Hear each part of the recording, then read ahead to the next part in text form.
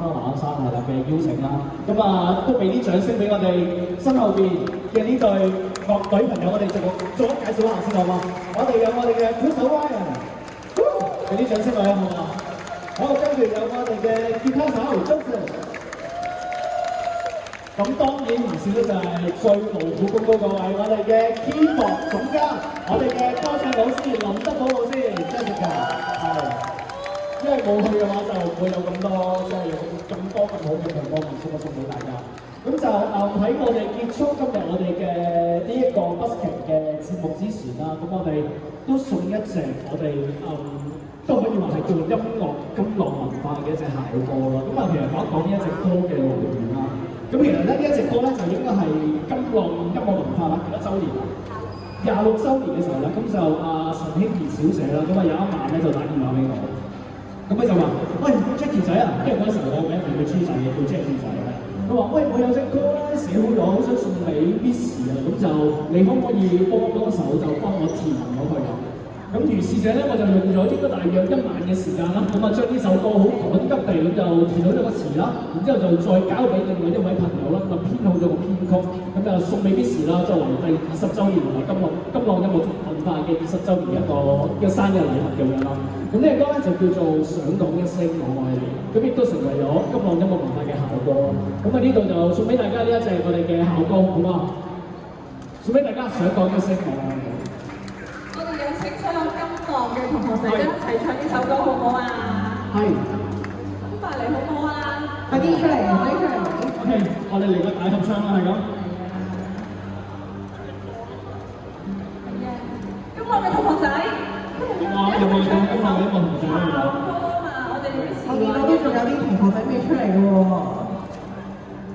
佢哋怕手就咩㗎啦？佢哋可能喺原地嗰度同我哋一齊唱啊，繼續。